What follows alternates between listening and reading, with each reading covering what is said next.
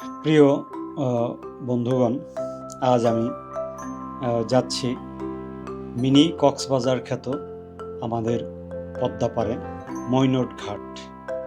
মৈনট ঘাটকে অনেকেই মিনি কক্সবাজার বলে থাকেন। আমি বিভিন্ন ইউটিউবে দেখেছি, খুব সুন্দর সেখানকার যে নদী, পদ্মা নদী আমাদের, সেই পদ্মা নদীর যে রূপ, সেই রূপ অনেকেই অনেক সুন্দরভাবে দেখিয়েছেন। দীর্ঘদিন যাবৎ আমিও ভাবছি যে আসলে একদিন যাব, তো সময় করে উঠতে পারিনি। তো আজকে মাসুদ ভাই বলল চলেন যাই মৈনট ঘাটে থেকে ঘুরে আসি মোটর সাইকেলে করে। সেই মৈনট ঘাটে পদ্মার পার, যে পদ্মা আমাদের মিষ্টি পানির আধার, সেই পদ্মার অপরূপ সৌন্দর্য দেখার জন্য আমরা আছি এখন, প্রিয় বন্ধুরা, মৈনট ঘাট নামে পরিচিত পদ্মার এই পারে, পূর্ব পারে। আপনারা দেখতে পাচ্ছেন সূর্য ছোট হয়ে গেছে, লাল হয়ে গেছে। এটা আমাদের প্রিয় জননী পদ্মা। পদ্মা আমাদের জননী, সেই পদ্মা জননীর বুকে সূর্য অস্ত যাচ্ছে। মনে হচ্ছে পদ্মার বুকেই তলিয়ে যাচ্ছে আমাদের সূর্য, প্রাণদায়ী যে সূর্য, প্রাণদায়ী সেই নদী, পদ্মা নদী। প্রচুর পর্যটক রয়েছে এই পদ্মার সৈকতে। অনেকেই তাদের সন্তান নিয়ে এসেছেন। এই যে এক ভাই তার মেয়ের ছবি তুলছেন। এবং আমার যে সফর সঙ্গী চিত্রশিল্পী কবি মাসুদুর রহমান মাসুদ ভাই আছেন নদীর পাড়ে দাঁড়িয়ে, এবং আমাদের সঙ্গে একটা কাকও রয়েছে, খাবার করছে। আফ্রিকার সন্তান পুরো আফ্রিকাটা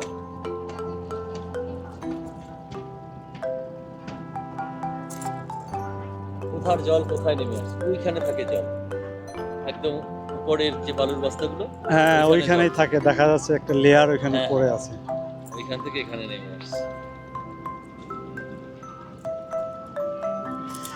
মাসুদ ভাই দেখছেন মানুষের আমাদের যে ব্যবহৃত যে এই যে প্লাস্টিকের প্যাকেট পড়ে আছে, কতটা ভয়ঙ্কর এই প্লাস্টিক। দেখেন শেষ পর্যন্ত এইটা আপনি দেখবেন কিছু সংস্কৃতিবান মানুষই হ্যাঁ হ্যাঁ একমাত্র এই পরিবেশ দূষণ থেকে বিরত থাকে। এত এত মানুষ এত ধর্মকর্ম করে, হ্যাঁ, এই মসজিদ মন্দির সব ক্লিন রাখে, হ্যাঁ হ্যাঁ, অথচ তারা মানে মায়ের বুকের মতো এই দেশটার উপরে সমস্ত ময়লার ডাস্টবিন বানাই দিচ্ছে।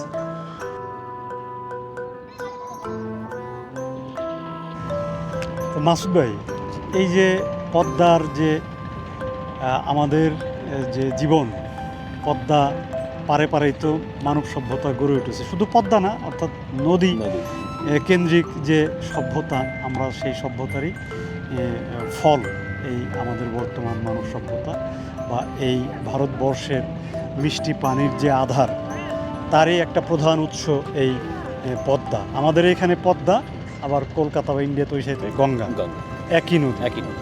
অথচ কি তার হাল, আমরা কি অবস্থা তাকে করে ফেলেছি। দেখেন আসলে মানে একটা নদী বয়ে গেছিল বলেই এখানে সভ্যতা তৈরি হয়েছে। আচ্ছা, আবার নদী আছে বলেই সভ্যতাটা টিকে আছে। আজকের আমরা যে পরিমাণ দূষণ এবং সমস্ত নদীগুলোকে যেভাবে মারার অপচেষ্টায় আমরা লিপ্ত, মানে সমস্ত বড় বড় শহরের আশপাশের সমস্ত নদীগুলো কিন্তু আমরা মেরে ফেলেছি। হ্যাঁ হ্যাঁ, কমপ্লিট করে ফেলছে। তো সেই বড় বড় নদী যেখানে ছিল সেইখানে এখন 8-10 তলা বিল্ডিং, হ্যাঁ, বা তার চেয়েও বহুতল বিল্ডিং সেখানে আছে।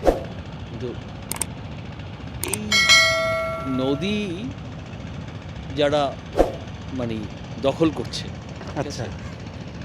তারা কি আসলে সভ্যতার সন্তান হতে পেরেছে? আমাদের তো ধরেন আমাদের দেশ আছে। আমাদের হয়তো জায়গা জমি নেই, পায়ের তলার মাটি নেই। কিন্তু আমাদের পায়ের তলার মাটি বলতে এই দেশটা তো আমাদের আছে। হ্যাঁ। আমরা চাই দেশটা অনেক ভালো থাকুক, দেশটা সুন্দর থাকুক, ঠিক আছে? কিন্তু এই দেশটাকে প্রতিনিয়ত কিছু মানে ধনাঢ্য মানুষরাই কিন্তু ধ্বংস করছে দেশটাকে। তাদের ধোঁয়ায় কিন্তু সব অন্ধকার হয়ে আছে। অথচ এগুলো কিন্তু নিষিদ্ধ। হুম? খেটে খাওয়া মানুষরা তারা শ্রম করতে জানে, তারা ময়লা রাখে না, না। তারা ময়লা ফেলে না কোথাও।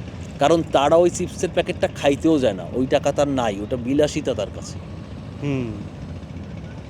ঠিক আছে? এটা ওটা তারা খায় না, এত প্যাকেটজাত দ্রব্য তার খায় না, তার দুবেলা ভাতই জোটে না, ঠিক আছে? এই শিক্ষিত লোকরা এসে এইভাবে নোংরা করে চলে যায়।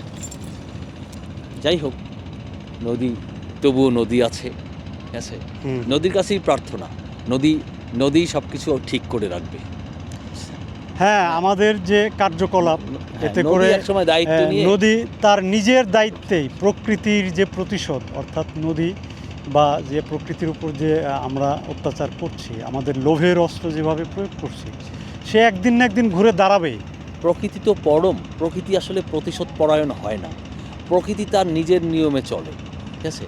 আমরা মানুষরা যখন তাকে বাধাগ্রস্ত করি হুম, তখন সে প্রমত্ত হয়ে ওঠে। তুমি যখনই চর পড়ছে তোমার মুখে হাসি যে ওই চরটা দখল করবে, ঠিক আছে?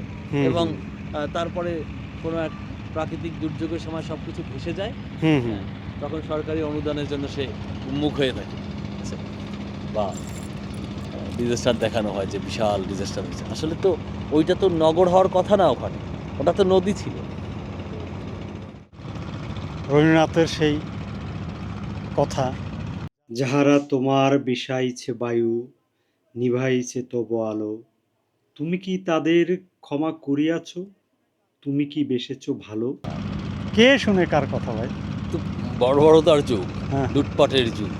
প্রিয় জনপদের জনগণ, দেখেন যে পদ্মা পাড়ের যে অবস্থা এবং যেই নাম, যে সুনাম রয়েছে যে এটা একটা মিনি কক্সবাজার। আসলে মিনি কক্সবাজার এই শব্দটা কারা প্রয়োগ করে? নিশ্চয়ই তাদের দূরভিসন্ধি রয়েছে। এমন একটা পরিবেশ কখনোই মিনি কক্সবাজার হতে পারে না, যেখানে নোংরাতে ভরা এই পরিবেশ। মানে ভরে আছে, নিঃশ্বাস নিতে পারবে না। এবং যে পরিমাণ পলিথিন, চিপসের প্যাকেট ফেলে রেখেছে মানুষজন, তো এটাকে কিভাবে আপনি বিচ বলবেন, কিভাবে একটা পর্যটন কেন্দ্র বলবেন?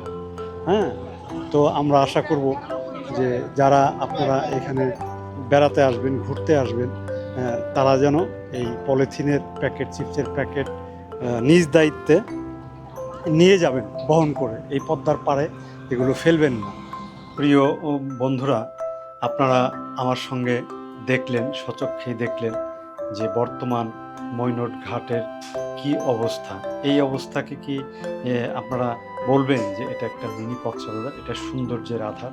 নদী কিন্তু তার সৌন্দর্য ঠিকই আমাদের বিলিয়ে যাচ্ছে, আমরা সেটা উপভোগ করছি, কিন্তু নদীর যে কূল, যেখানে আমরা বিচরণ করি, যেটা দেখতে আসি, তার যে পরিবেশগত যে অবস্থা, সেটা আমরা কি করেছি সেটা আপনারা নিজেরাই দেখলেন। তো আমি আশা করব যে আমার এই ভিডিওটা অন্য কোনোভাবে কেউ নেবেন না, ব্যক্তিগতভাবে কেউ নেবেন না। এটা আমি যা দেখলাম, যা বুঝলাম, আমি আপনাদের সঙ্গে শেয়ার করলাম।